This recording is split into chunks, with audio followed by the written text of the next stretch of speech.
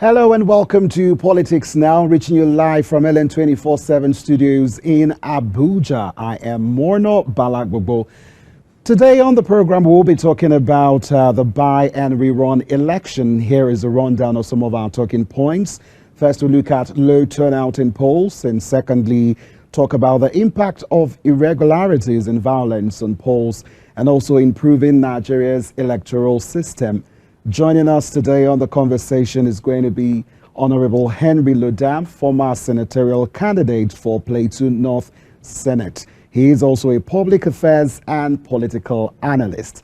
Well, before we come to the conversation regarding the by-rerun elections that occurred on the 3rd of February 2024, let's talk about the state of the nation. A lot has been happening regarding what's happening in our nation. You talk of insecurity, you talk of the issue of the economy.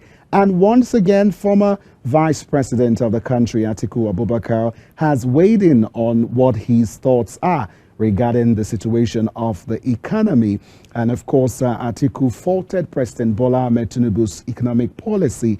He explained that the president's performance on the economic front over the past 6 to 7 months has been disastrous, and he made a statement known in Abuja on Sunday. And as you would expect, the presidency were very swift, in their response to what Atiku said. And of course, they said that the People's Democratic Party (PDP) candidate during the 2023 election, Alhaji Atiku Abubakar, said that the former vice president has assumed the position of opposition in chief to President Tinubu and his government. It also said that Atiku's claim that the government's policies have created intense cost of living pressures and not grounded on facts, claiming that recent comparative cost of living indices show that Nigeria still enjoys the lowest cost of living in Africa. These were contained in a statement issued by Bayo Onanuga, Special Advisor to the President on Information and Strategy, titled Atiku Abubakar and His New Hobby. But let's move politics aside. What the Vice President, was talking about is actually real, because today we had people in Mina protest about the hardship in the country. So how is it not factual what former Vice President Atiku Abubakar is saying? In Niger earlier today, the Niger state capital, on Monday, residents protested the high cost of living in the country, blocking major roads within the metropolis. And the protesters, including men, women, youths, were heard chanting protest songs while security agents, including policemen, looked on. The protesters said the rising cost of food items and poor government effort to arresting the situation forced them to block major roads so that the government will hear their cry. And the deputy governor of the state, Yakubu Garibas, while addressing the protesters, said the government is aware of the pain and hardship of families that families are facing in this particular time. So it's not really far-fetched, every time you have the presidency jump in once in a while to say, okay, no, this is just sheer opposition. But that's the reality. I mean, those are not paid for protesters. They came out en masse to protest what's happening. The economy is not smiling on the average Nigerian. And when you talk about insecurity, Nigerians are worried. And so, is investors who are coming outside of the country to Nigeria to come and invest. So the president has to be on top of his game, and he's not yet back from Paris, and he's still over there while a lot of issues are still plaguing the country. And it's really, really sad. And still talking about the state of the nation, we heard good news that the pupils who were kidnapped in Ekiti State have been, recaptured and taken back to their families, and that's kudos to the security operatives in the state who are getting on board to ensure that they obey the president's directive regarding bringing to book those who were responsible for the kidnappings in the state. But back to what's happening in our nation. It's high time the president and his cabinet stop the replies and just get to work, because when you are working, the opposition will definitely praise you. It's not just everything that they say bad about the administration. You could recall during the Christmas season when President Tinubu slashed transportation costs all across the country. The opposition were swift to commend the president on what he's doing. So I think it's time to move away from the back and forth of just, replying the opposition and just do your work. As they say, your work will speak for you. Well, we'll take a quick breather, and when we come back, we will go straight to the conversation on reviewing the recent by and rerun elections in the country. We'll be right back. Stay with us. What makes the political system what it is today? What are the recurring issues? Order. The tussle for power. An extremely problematic area. The tension. The instability of the system. Join Ellen 24/7 as we take you inside the local and international political arena in the world of politics. Apologize for saying that I was corrupt. I'm not here to call out his lies. Everybody knows he's a liar. Watch politics now on Ellen 24/7. Don't miss Politics Now on Ellen 24/7.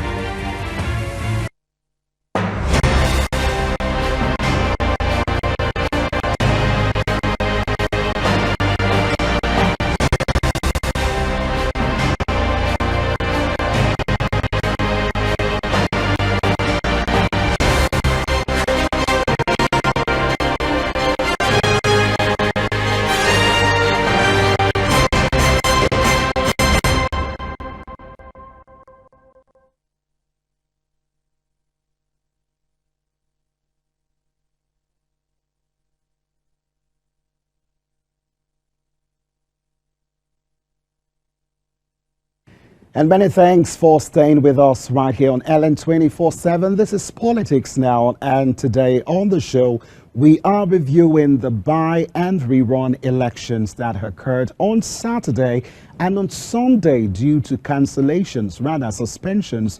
I will be talking all about that. But first, let's give you some updates regarding some of the things that happened in the course of Saturday and Sunday. So, on the 3rd of February, Nigerians once again went to the polls to elect their representatives. Now, you talk about voter apathy, irregularities, and violence characterized some of the polls that were conducted. Let's look at some of the observations. You talk about the late commencements by INEC and the hijack of materials by hoodlums that disrupted Saturday's rerun elections. In some units, as candidates battled for deciding votes in 33 units in Ini Ikono Federal Constituency. Then you talk about voting being disrupted on Saturday in the Akoko Northeast and Akoko Northwest Federal Constituency by election at Unit 5, Ward 13 in Uyimo, Ikare, Akoko, when suspected political thugs snatched the ballot box. And you have the rec state that the commission discovered on the eve of the rerun on Saturday that the ballot papers for 16 polling units had gone missing, and he said the matter had been referred to the security agencies for investigation. Then on the one hand, you had the New Nigerian People Party in Kano on Saturday condemn the brutal attack on innocent voters during the rerun and by-election in Kunshi, Shanshawa State Assembly constituency. And then there was, of course, some complaints of the Labour Party on Saturday in Enugu protesting the failure of INEC to produce the original result sheets for Enugu South Urban State constituency re-election. And INEC on Twitter, had to debunk a video that went viral regarding that particular election. Now, on its part, the Independent National Electoral Commission, INEC, rescheduled elections in 16 polling units in Jos North Bassa Federal Constituency of Plateau State because of missing ballot papers. And of course, they released a couple of statements talking about the fact that they were looking at some of the irregularities, that occurred during the course of the by and rerun elections. But let's bring in our guests to weigh in on some of the topical issues. If you've been watching some of the big news stations, there seems to be a negligence of the coverage of some of the particular issues and challenges in this particular election, and that is why we'll focus in our conversation today on this particular topic. Well, let's bring in our guest, Honorable Henry Lodam, former senatorial candidate for Plateau North Senate. Good to have you on Politics Now. So my question will start with what's happening in Plateau State. When you talk about politics, there are just so many issues. Your governor, Mofang, just got victory at the Supreme Court. You talk about the issue of 16 lawmakers, who lost their seats, and of course the court is still sitting on that particular challenge to decide what's going to happen. But let's talk about the by-rerun elections. Plateau is one of the states that's affected. What can you tell us about some of your observations in Plateau State? Thank you so much for this opportunity. We are grateful for the democracy since democracy came back. We have been noticing that there has been development and progress from election to one election to another. We've had 6 national elections so far within the last 24 years, and we have seen a lot of changes in the voting process and also in the way Nigerians respond to the situations. Especially the issue of voter apathy. You meet an adult that will tell you he has never voted before, but during the last election, 2023 general elections, we've seen a large turnout of voters. We've seen so much changes, even the introduction of the bimodal voter accreditation system that has given a lot of people confidence in the system. And of course, what they expected in the last election was integrity. And for my dear state, Plateau State, we were happy with the general elections because we had an opportunity to remove the APC government of incompetency, and we have a competent government now in Plateau State General. And because of what happened, how that the tribunal at the state has confirmed the election of His Excellency, and then the opposition took us to the appeal court, and unfortunately, the governor was sacked by the appeal court. And then we now went to the Supreme Court to appeal that judgment. And by the grace of God, that judgment was overturned, and it was declared by the Supreme Court that the judgment of the appeal court against the governor was done in error and against every other official in the state. But there were still casualties who could not approach the Supreme Court directly, because their own jurisdiction ended at the appeal court. I'm talking about the senators representing Plateau North, Plateau South.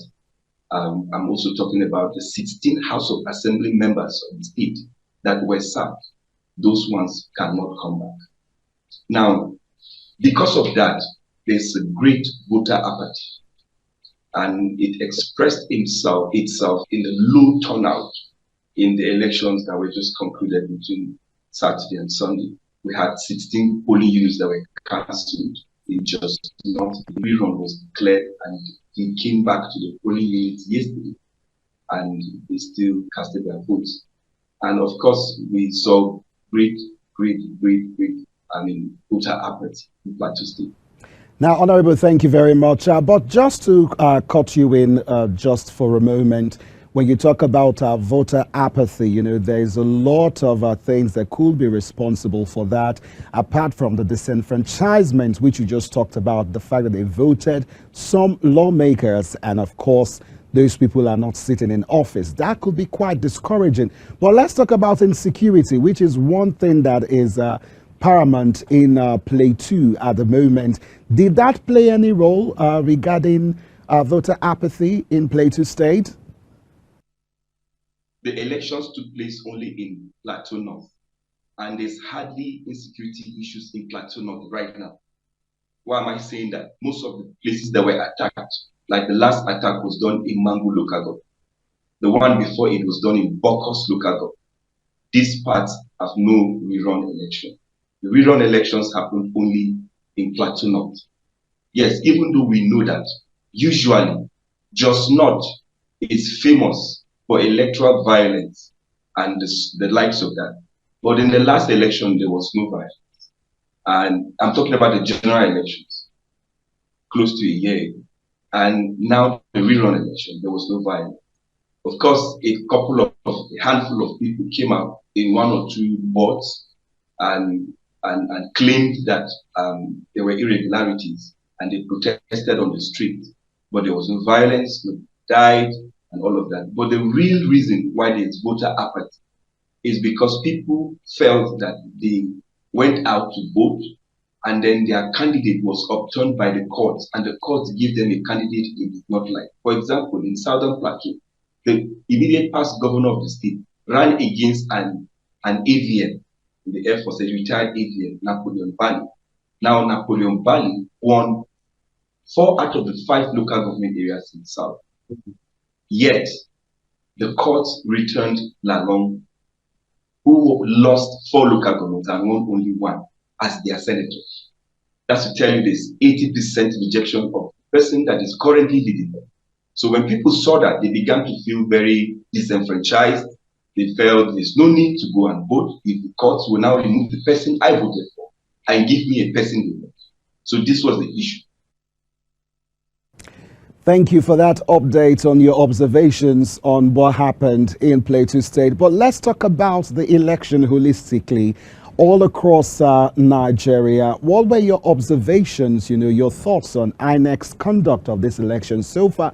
You recall what happened during the February elections. INEC had a lot to learn and to implement what they learned at some of the elections that occurred in November. Talk about the by-elections in Imo, Kogi, and Bayelsa State. And of course, we saw a lot of issues that were raised and concerns. You talk of irregularities, ballot box snatching, and other security challenges that was faced in these elections. What are some of your thoughts on INEC's conduct of this by-rerun elections? Yes, I would say that the performance of the Independent National Electoral Commission is average. Why am I saying that? Let me still come back to the issue of the state, what I noticed. On election day, it was discovered that there is insufficient electoral materials in more than 20 wards in my state. What happened? How comes there are not enough ballot papers? You know the number of registered voters in each polling unit, and you have made arrangements for that. Yet on election day, there were not enough ballot papers to cater for the voters that came for the election.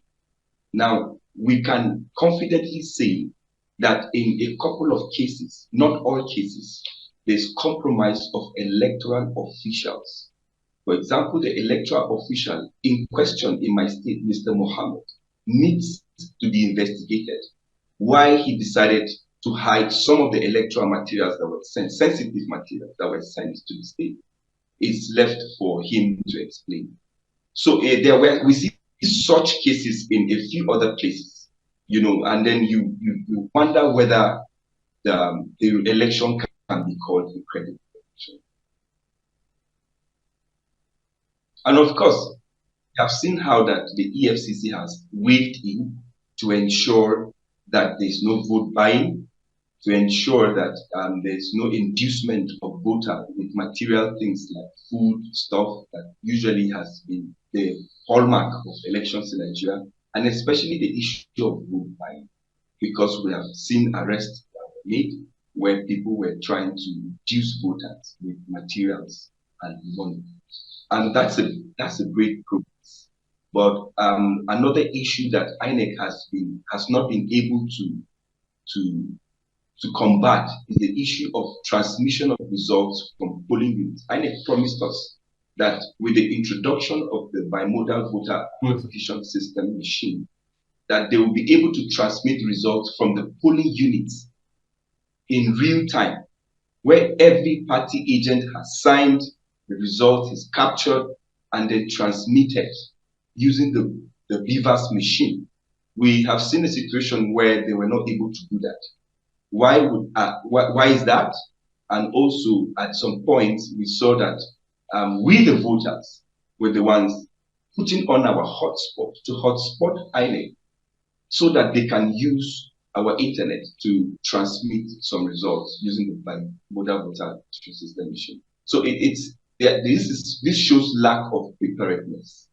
And when you are doing a rerun of by-election, you know that it's not a general election, it's not the whole country. It's just a couple of places. We expected that they would have worked on that, and we expected that there would have been an improvement upon that. But Now, Henry Lodam, I understand some of the things that you pointed out, but still talking about INEC's preparedness, one wonders why these XQs and this lingering, on the performance on their part, even though some people have commended, some of the conducts in some particular constituencies where these elections were held. But do recall that just last November, the INEC chairman was defending the 18 billion naira budget for INEC, which he said was going to be used for the off-cycle elections later on this year. And when you look at the fact that the budget that we earmark for the conduct of elections, when you look at it with other countries of the world, most especially developing countries, you will discover that the budget is pretty high, and one wonders why we continue to see INEC, make these mistakes over and over again, with some people even calling for the INEC chairman, Mahmood, to resign. What are your thoughts on this? Well, one cannot really point one particular person or one particular item to say this is the problem, but one wonders how that, you mentioned that this is your budget, this is what you need to carry out this assignment. And you have already looked at all issues that could arise, and you've made miscellaneous arrangements. But then you are still telling us maybe there's an issue with transportation, maybe there's an issue with one region or the other, and then you keep talking about violence and all of that. But then what we saw is that you had everything you needed. You claimed that this was enough, and this was what was released to you. But then you still are not able to deliver. One wonders whether the INEC itself is compromised or not. Because, like I told you, in the case of Just Not, where they are missing sensitive materials, you cannot tell me that they were missing from the TBN or that they were missing from Abuja. So sometimes it is not exactly a problem from the top. Sometimes it is a problem along the line. Sometimes it is the electoral officials themselves sent to the states that are compromised. So these things require investigation, because everything that INEC needs to conduct credible, free, and fair elections across the 36 states of Nigeria has been given to them in the general elections, and even in this rerun, in the few states that they went from. This money is more than enough. They are wasting taxpayers' money. That is not a small amount of money. So for you to even do that, and then to hear that some of the ad hoc staff are not paid, they go through a lot of discomfort just to be able to carry out their duties. And then INEC does not really care. We need to question some of these processes and some of their operational procedures. Now, Honorable Lodam, the question I want to ask you is a little bit of a digression, because it has to do with my industry, the media. When you look at the coverage of this particular election and you compare it with the previous elections, you see that there is a lot of gap in how the media covered this particular election. And one would wonder if this is also playing a role in some way with which people have taken this election seriously, and the need for people to be aware that they need to come out and vote, so that we don't have the situation of voter apathy that we have seen in this particular elections. We got some reports that in Lagos, some stakeholders had to employ town criers, to go and sing to people that they need to come out to vote. And in some cases, you have radio stations calling out people to come out en masse to vote. What do you say of this particular, behavior from mostly the big media in the nation that refused to throw light on some of the challenges that this particular rerun by-elections, we've witnessed so far? I would say that, first of all, it is very important that you protect the rights of media houses to cover elections in Nigeria. because they are part and parcel of the society, and they are part of the progress or the development that will be made in the electoral process. And of course, the media is extremely important. You cannot even underestimate the position the media plays in ensuring credible, free, and fair election. Voter suppression, vote buying, and the rest would not survive under the scrutiny of the media. They will not survive in the eyes of the media. If we have cameras all over the places, and the media houses are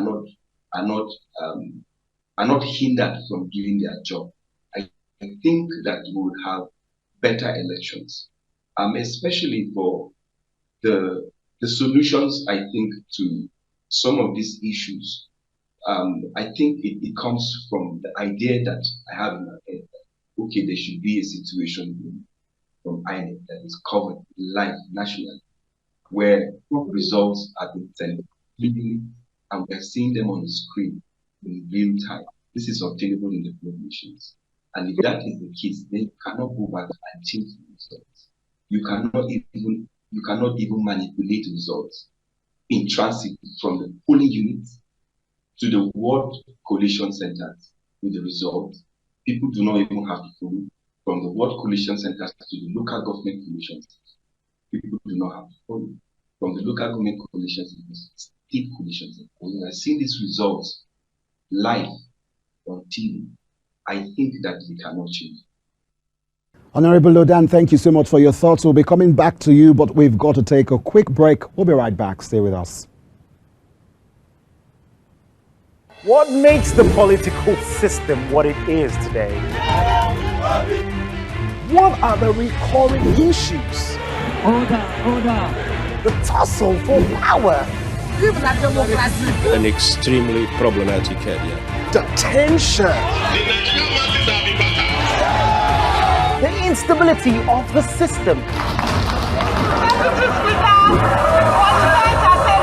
Join Ellen 24/7 as we take you inside the local and international political arena in the world of politics. Apologize for saying that I was corrupt.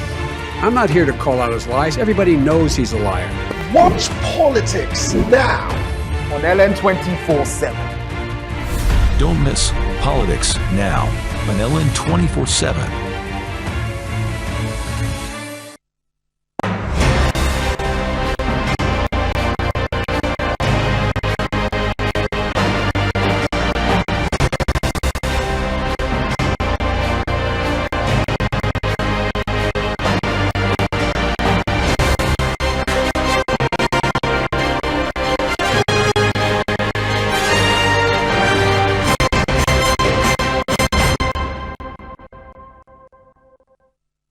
Hello, and thanks for joining us once again on Politics Now, right here on LN 24/7.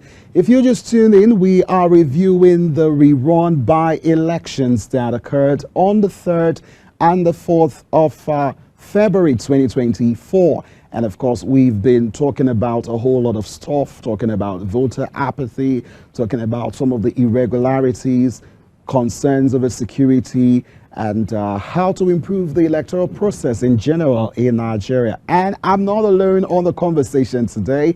I've got Honorable Henry Lodam, who joins us from Jos Plateau, Nigeria. Thank you so much for being with us. So let's continue the conversation. This time around, we want to talk about the issue of violence. You talk of ballot snatching. And you wonder, given the small nature of this particular election, I mean, it's not all over the country like we witnessed in February. One would expect that INEC by this time around should at least be able to have its hold, over the conduct of these elections. And you talk of the security operatives that were deployed, the DSS also, that were deployed to secure the lives of people as they went outside to execute their rights to vote. What are your thoughts, on the performance of the security operatives so far in the course of this election? We've seen a particular candidate that won the election. I'm not really so sure of the state right now, but one of his supporters was killed, and he was calling on the security operatives to bring the persons, who were involved in killing that particular person. What are your thoughts on some of the conducts of our security operatives during the course of this by-rerun elections? Mono, it is very unfortunate that this is where we are as a country today, that the very people that were supposed to protect the Constitution are not protecting the Constitution, they're rather protecting it. And when you deploy security operatives to a polling unit, are we not aware that many of them are compromised? Are we not aware that some of them are even eaten? Are we not aware that at certain points they aid the snatching of the ballot boxes and they protect the criminals? Have we not seen such cases? We have. It's quite unfortunate that the same person who is supposed to protect the election process and protect the lives of those who are going there to vote are not doing their job, to the point that people are losing their lives. And even they themselves, are they even prepared? It's not just about deployment. Are they properly trained to be able to forestall any such occurrences? So we look at the situation from the angle of the integrity of the security agencies themselves. We look at it from the angle of their preparedness for such a task, because there are certain situations where even if the security operatives are not compromised, they are overwhelmed. We have seen such situations because they are not as prepared as the hoodlums or the thugs that are sent to disrupt elections at some point. And sometimes there are rival gangs coming into the electoral environment with weapons and all of that, and the security operatives stick to their heels. So my question is, how prepared are we? Because it is not happening everywhere. We are aware of this, the particular states and particular polling units and particular regions of the country prone to such issues. How comes there's nothing cogently done against it in those areas? And we still hear the same thing year in, year out, and nothing is done about it. Human lives are lost. Yes, we're in a particular era in this country where it is becoming nothing for people to die. It is becoming a normal thing right now. And you just say, okay, this person has died, and the best that the government can do is to say we condemn this brutality. But then nothing is done to forestall further occurrences of that. So I think there needs to be a rejig of the security architecture, especially the idea of state policing that we have been canvassing for. It is high time that we had state police, because having a central control in Abuja, in a state this wide, in a state with more than 200 million people, it's too, and I think it's too overwhelming for the center. I think it's high time to decentralize this force, and not just this. We need to take advantage of the civil defense that's there. If we don't have certain superpowers controlling them from the top, we will not be having too much of these issues. And of course, people have complained that yes, you guys will not be the state government can use them to harass the. How many times have we seen harassment already? Is that not happening? It's happening already. Is it engineered by the state government? So the question is, why should there be a control from Abuja, and then we're still seeing the same issues here and there? Yes, we have in Plateau State Operation Rainbow, and the governor is doing so well in equipping Operation Rainbow to do their job. We have not seen him use them for anything. So at the end of the day, it's all about who your state government is. Very important, Honorable Lodam, what you said, the issue of state policing to aid insecurity, when we talk about polls and elections in general in Nigeria. But let's move the conversation forward. You talk about the rerun elections, because when you talk about the buy, has to do with people who probably passed or left their political position that they were elected to in the first place. But the rerun elections is a situation where you have the court having to order for another election due to irregularities of some sort. How do we keep avoiding a situation whereby we call for a rerun, we have the rerun, and then there are disputes, and we go back to the court, and the court orders another rerun. And it's looking to me that there's going to be some issues in one particular constituency. In one particular constituency, like in the situation of Taraba, that the election there was declared inconclusive. So that's going to lead to another rerun. So how do we avoid this particular case or this scenario where we have to order a rerun? How do we keep it from happening over and over again? What can be done to remodel the process in such a way that it is fair, it is free, and every stakeholder is satisfied, with the conduct of the elections in the first place? What can be done to stop that from happening? It's like you're asking for a perfect society, because some of the issues are not arising from one quarter alone, maybe from INEC alone or from the security operatives alone. So, and then yes, of course, to a great extent, we can blame the independent national. We can, because they could do some things better. But you observed party well. You observed how even the ESCO of both national and state offices of a political party emerged, and you can confirm the situation. First of all, we have solved a lot of problems. We're talking about pre-election matters. You can solve the issue so that all of the internal politics of a political party are done, that they are done, can confirm with a signature that you observe. We have passed a lot of hurdles that would have ensued after elections in the tribunals. If you also can follow all party primaries and make sure that all party candidates that will receive the flag of the party emerge through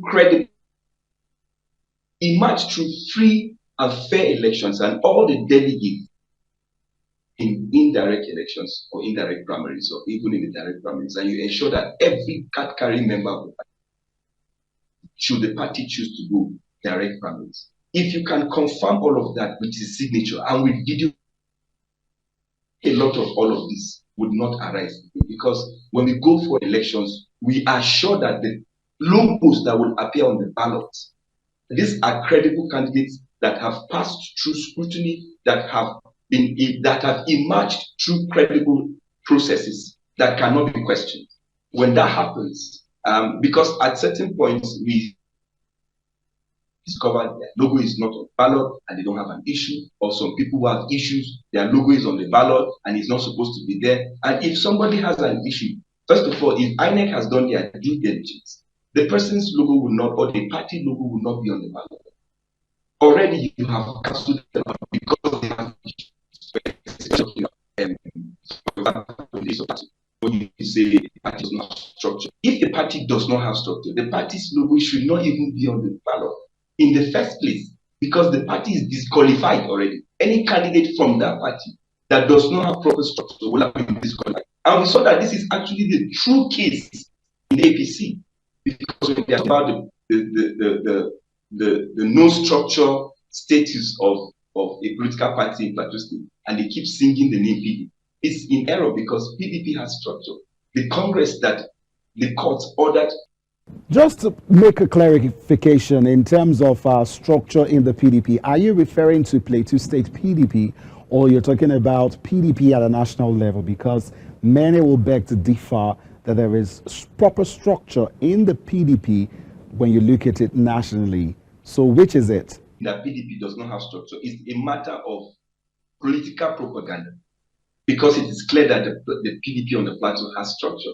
So, but I'm saying that if INEC had done their due diligence and they came out with all the proofs, because the INEC observed the second Congress that the court ordered PDP on the plateau to go and do, and PDP complied. So if INEC was there to confirm this, and there would have been no issues. That's what I'm saying. So there would have been no issue for this rerun because the Senate representing Plateau North was sacked by the appeal court on the basis of the fact that his party does not have the right to nominate him because the party does not have proper structure, that's proper escorts that came through a free and fair Congress in the state. So this was the contention. Now there would have been no need for a rerun or a by-election. So the issue now is INEC doing their due diligence in each state, from the ward level to the local government level to the state level, on how party escorts emerge? Is INEC doing its due diligence? Do we have people on ground making sure that they observe and supervise these processes, and where there are issues, are they taking the parties to court before the general elections and solving all of these problems, so that any party that is seen on the ballot on election day is a party that has the right to sponsor a candidate for the general elections? That is what we're saying. So if that is done, then we know that, okay, INEC has done its part. So on election day, if the security agencies, the Economic and Financial Crimes Commission agents, do their due diligence and they are on ground and they ensure that there's no vote buying, of course, they ensure that there's no voter suppression, and they ensure that the media's presence is well fully protected, and they also ensure that everybody votes freely, no coercion, nobody is harassed, and there's no violence, because they have probably projected these areas where there will be violence, and they have made adequate arrangements to ensure that violence does not happen. And sometimes, like I said, there could be interference from within the state, issues about the state party politics and all of that, and also even issues with opposition. If they have done their due diligence, I'm talking about the security agencies, and they have made provisions to forestall any form of that, then I don't think that we would have anything called rerun or this arise when you go back and check records and discover that there are issues. Of course, like we talk about some of the candidates forging results and all of that, and all of these things should be checked, because a candidate stands disqualified in this. Honorable Lodam, some of the points you raised were just so apt, but this conversation will not be complete without talking about electoral reforms rather. The Speaker of the House of Representatives has promised that this will be pursued, but I mean, we're how many months now into this administration? Is it looking like they are going to do something about electoral reforms? And what do we begin when we talk about electoral reforms? What are the particular things that we are reforming to aid, an improved electoral process in our nation? Thank you very much. I think, unfortunately for us, we have the same people who are taking advantage of the lacuna in the Electoral Act and even the Constitution to perpetuate themselves in government or to have their candidates in power. So the level of desperation in the state did not allow them to reform where they need to be reformed. For example, the kind of electoral reform I want to see should be the kind that would uphold the tenets of democracy. And when I say the tenets of democracy, I mean where power really goes back to the people, where power really should go back to the people. Because when you look at the definition of democracy, it's all about the people, the government of the people, for the people, by the people. Where the people do not have power, then there's no democracy. Where the power belongs in the elite, the political elites and their friends, then there's no democracy. So we see a situation where political parties have been given priority. Yes, we have 0 independent candidates in our Constitution and our Electoral Act. For you to stand to be elected in any position in Nigeria, you must be sponsored by a political party. Unfortunately, most of the corruption is happening in the political parties. So how do candidates emerge in the political party? That should be a very important cause for concern in Nigeria. If we do not have a proper means where corruption is checked, because when you look at it, the entire process is commercialized. they keep talking about limits and the Economic and Financial Crimes Commission checking all of that limits. But how much of the electoral laws are being implemented to start with? Talk more of the reforms. How much of it, even if we have laws on paper, how much of it is implemented to the latter? What we have on ground already, if we can work with it, I think it is possible that we will have some level of successes.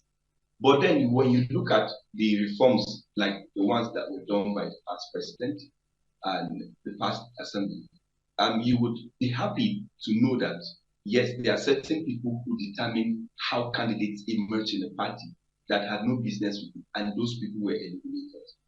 I'm talking about indirect primaries now. And so because of that, you see a lot of political shenanigans in the party being corrupt.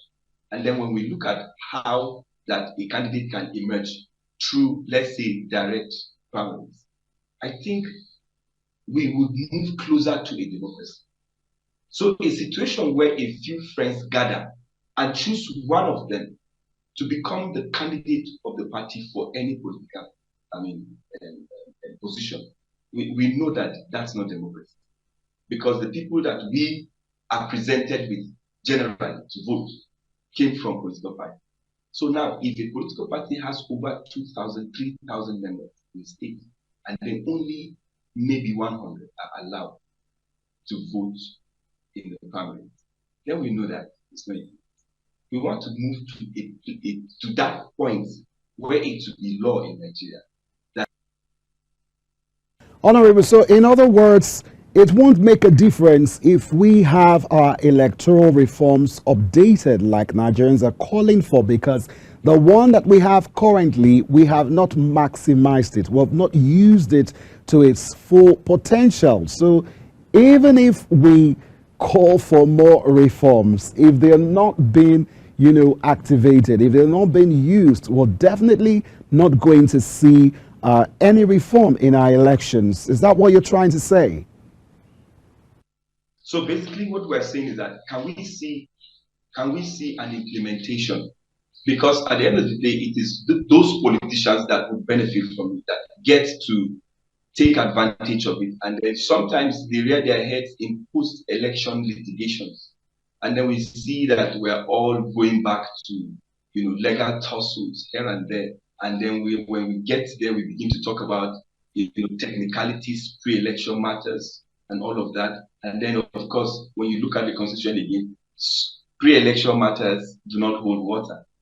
And I think this was the basis upon which my governor got his judgment from the Supreme Court, that the issue at hand was a pre-election matter. So at the end of the day, how much power do we really have as a people to enforce, to ensure that these electoral reforms are enforced in the country? It means that if we do nothing, nothing will be done, because these people would never do anything against themselves, whether we like it or not. A politician will always be a politician. He will only take advantage of the parts of the laws that favor him, and when it doesn't favor him, he has a way of it. And then I would say that the security agencies, the laws, enforcement agencies, and then of course the umpire itself. Thank you so much, Henry Lodam, for joining us on Politics today, talking about the review of elections in the country. And we keep asking ourselves, as a country, can we get it right? Because it is possible to get it right. A lot of money have been spent, for elections in this country over the years. And every time that we have an election, there seems to be a lag in the system. And of course, we must commend the security operatives who are doing their best. But the truth is, more can be done, because even in the course of these rerun elections, there were reports of some persons who lost their life, and that is not acceptable. We need to get, stop being used to a situation whereby Nigerians lose their lives just to exercise their franchise. I remember growing up in this country where you would ask an average youth to come out and vote, and they'll tell you, why should I vote? Because my vote is not going to count. But fast forward to 2019 and 2023, we're seeing a lot of youths coming out en masse to come and vote, to exercise their rights, to elect their leaders, and we're seeing them being disenfranchised. Hence, voter apathy that we witnessed during the course of the elections on Saturday. And it's not something that should continue. And one wonders, if this administration is ready to do something to improve the situation of things regarding how elections are being conducted in the country. Well, but that's the much that I can take on politics now today. I want to thank you so much for being a part of the conversation. And of course, we'll keep tracking all the developments in the world of politics, not just in Nigeria, but across Africa and the globe. I am Morno Balagbobo. Many thanks for watching and have a pleasant day. What makes the political system what it is today? What are the recurring issues? Order. The tussle for power, An extremely problematic area. the tension, The instability of the system. Join Ellen 24/7 as we take you inside the local and international political arena in the world of politics. Apologize for saying that I was corrupt. I'm not here to call out his lies. Everybody knows he's a liar. Watch politics now. On LN 24/7. Don't miss Politics Now on LN 24/7.